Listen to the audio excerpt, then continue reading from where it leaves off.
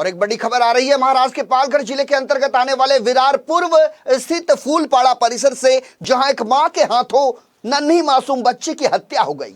खबर के मुताबिक विरार पूर्व के फूलपाड़ा की परिजात इमारत में रहने वाली 22 साल की नेहा सोनी नाम की महिला को अपनी 2 साल की बेटी पर किसी बात को लेकर इतना गुस्सा आया कि वो आपे से बाहर हो गई। उसने अपने बेटी की इस कदर पिटाई कर दी कि मासूम बच्ची ने दम तोड़ दिया। इस मामले में विरार पुलिस ने नेहा सोनी के खिलाफ हत्या का मुकदमा दर्ज कर उसे गिरफ्तार कर लिया है।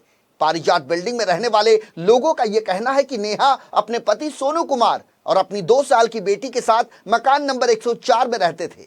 उसके पति सोनू कुमार पेशे से रिक्शा ड्राइवर हैं। शनिवार को जब सोनू कुमार ऑटो रिक्शा चलाने के बाद अपने घर लौटा तो उसे यह पता चला कि उसकी बेटी बीमार है, लेकिन मूर्छित अवस्था में बेटी को देखते ही पिता सोनू कुमार परेशान हो उठा और अपनी बेटी को लेकर तत्काल अस्पताल पहुंचा, जहां इलाज से पहले ही डॉक्टरों ने मासूम बच्ची को मृत घोषित कर दिया। बेटी की मौत की खबर सुनते ही सोनू कुमार को ऐसे लगा जैसे उसकी दुनिया उजड़ गई। लेकिन उससे भी ज्यादा हैरान कर देने वाली बात यह है कि जब मासूम बच्ची के पोस्टमार्टम की रिपोर्ट आई तो सोनू कुमार के पैरों तले जमीन खिसक गई।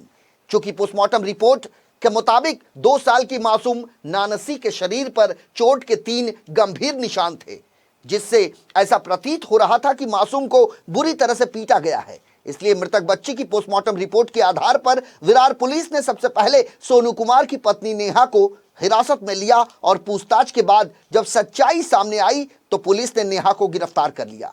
फिलहाल मामले की जांच जारी है, लेकिन चर्चा इस बात की हो रही है कि एक मां इतनी ज्यादा क्रूर और निष्ठुर कैसे हो सकती है कि जिस बच्ची को उसने जन्म दिया हो उसकी वो हत्या कर दे। बहरहाल मासूम बच्चे गुनहगार नहीं होते। यदि उनसे कोई गलती हो जाए तो और भी रास्ते हैं उन्हें सबक देने के लिए, लेकिन इसका मतलब यह नहीं कि उसके साथ मारपीट की जाए, बल्कि अच्छे से समझाने पर भी बच्चों को जल्द ही बात समझ में आ जाती है। लेकिन दुर्भाग्य इस बात का है कि इतनी बड़ी होने और मां बनने के बाद भी आरोपी नेहा मां की परिभाषा तक नहीं समझ पाई। वो अपने बच्चे को बहुत मारती थी और हम लोग बोलते भी थे कि मत मारो, इतना कैसी माँ हो, दर्द नहीं होता है। तो वो बोलती थी कि मेरा बच्चा है, मैं चाहे जो करूँ, आप लोग नहीं बोल सकते हो, आप लोग अपने अपने घर पे जाओ।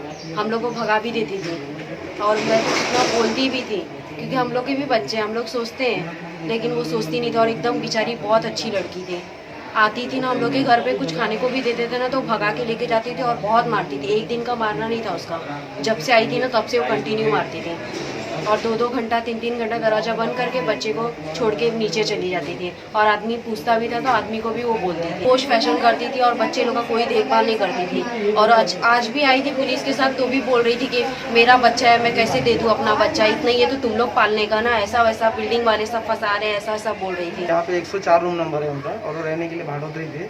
और उनको हम लोग बोलते थे कि इस तरह से रहो कि मैडम आपको तकलीफ ना हो, ना दूसरे को आप तकलीफ दो। और उनका मारने का जो बच्चों को बर्ताव था ना बहुत ही गंदा था। इतना था कि मतलब सामने वाले आदमी को ऐसा लगता था कि ना वो उसको जान से ही मार देगा ऐसा।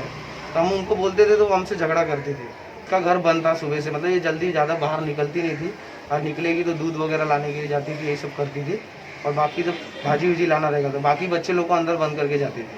तो 6-10 को पानी आया था तो शाम को ऐसा हुआ तो फिर अचानक वो रूम से निकली तो बोलती मतलब चिल्लाने लगे बचाओ करे, मतलब मेरे बेटे को क्या हो गया, बेटी को क्या होती है। यहाँ से लेके गई वो, पर किसी को ये नहीं की, किसी को बोली नहीं क्या है, क्योंकि उसको लगा कि हम लोग उसको सपोर्ट नहीं करेंगे। हम लोग तो चाहते हैं कि आपको कुछ तकलीफ हो तो हमको बताओ, पर वो हम लोग को सोचे कि सामने वाला बंदा सही नहीं है।